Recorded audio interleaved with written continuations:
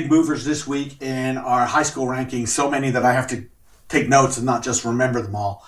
So I will be referring to my notes in this quick video. But first of all, on the single school side, Oceanside finally got them into the top 50, the champions of South Carolina. I know, I didn't really report on South Carolina. I'm sorry. It's been slow going getting news out of that state. It's kind of sort of a wilderness, it seems like.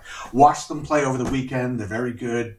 They're put together well. They've got some talented players. It's all sort of happening there. They're working from youth. It's a good program. And they jump in, and just checking, they jump into number 33 out of not being ranked, so that's a big one. St. Louis University High, they actually lost both of their games over the weekend, but they were very competitive losses, and 10-5 against St. Thomas Aquinas, I think, is more telling than anything else. So they come into the top 50 on 2 competitive losses at the Lindenwood tournament. Yeah, that was number 40.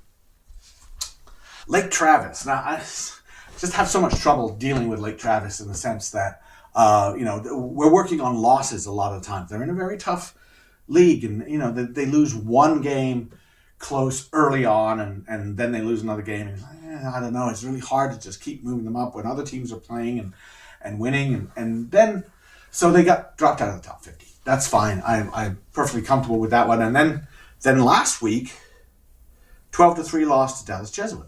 Okay, all right. Dallas Jesuit's good. I mean, they proved that this week. They beat St. Thomas. They're probably the best team in the state. Single school, anyway.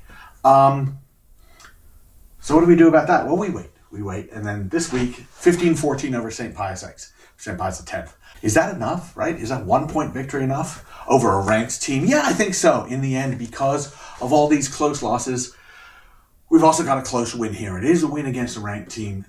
Lake Travis does come in, but it's all been just sort of on a knife edge the whole time. St. Martin's is another one. I've been slow to get on the bandwagon with St. Martin's Kingfishers. This is in the Kansas City area, but they did win big again, and they're shutting teams out. So at that point, I love a shutout. I appreciate shutouts, so we're going to bring them in. And they come in from not being ranked up to 44. A couple of ranked teams that moved up dramatically. East High School beat Regis Jesuit in Colorado. The other East High School, Utah, you're going, why aren't we ranked? Like, give me time. Just give me time. Just give me one more result. Just one more. Okay. East High School, Colorado, beat Regis Jesuit. Close game. Got to move them up. They went up from 46 to 24. Okay, so 22 spots. That was a big one. And then another big one that moved up 19 spots was Georgetown Prep. They beat St. Joseph's, and this is the thing, Georgetown Prep is also in a tough league. Notably that they play Gonzaga in league play, sometimes twice, at least twice. So it's tough. It's tough to get that, and they don't travel a great deal. So I want to reward them partly for playing an out-of-state team in St. Joe's from Philadelphia. But I also just, they're getting those results early on. Will they stay in the top 10? I think that's going to be tough. Well, these have all been single school teams. St. Edward moved up from 44 to 26. And this was mostly about winning games at Carolina Rugby Fest. I know they're shortened games, but I got to watch them objectively. I've seen St. Edward play a lot, and I know what they do well, or when they're playing well, and I know when they're playing not well. And this is a pretty buttoned-up team. I think they have potential to be much better, actually, because I didn't see a lot from their backs, and I understand their backs, they've got talent there. I just haven't seen them unleash it. It was the forwards. It was mostly a forwards performance out to number 10, probably, with little flashes from 15 for St. Edward. But objectively, I think they're very good.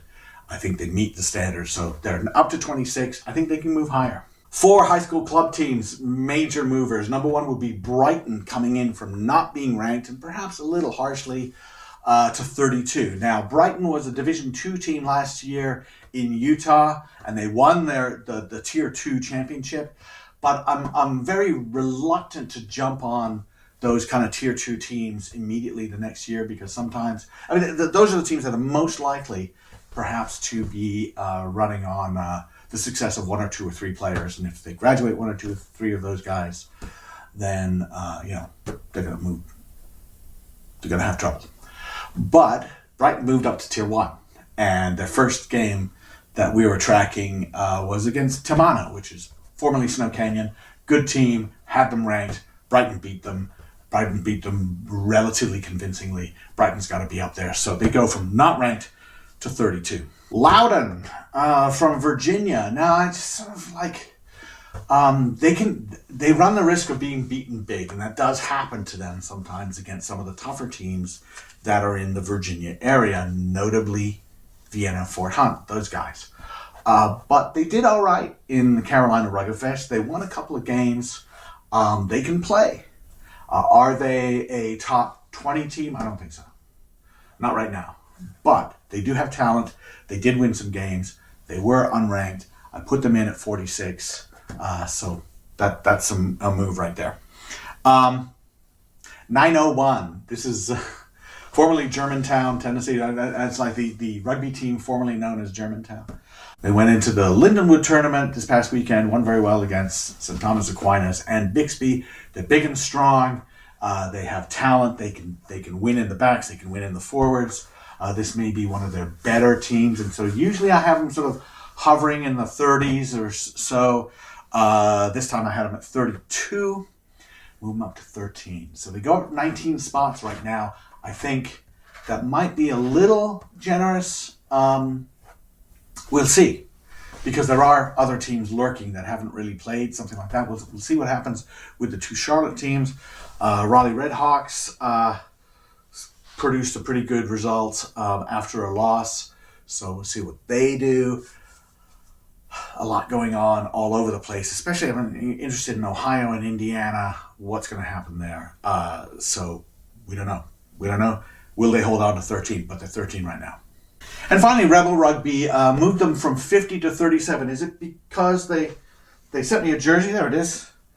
They gave me a jersey in person. They didn't send it to me. But no, not necessarily. Okay. Actually, they played very well in Carolina Rugby Fest. 50 to 37. To be honest, it's not a massive jump. It seems like, 13 points. Woohoo!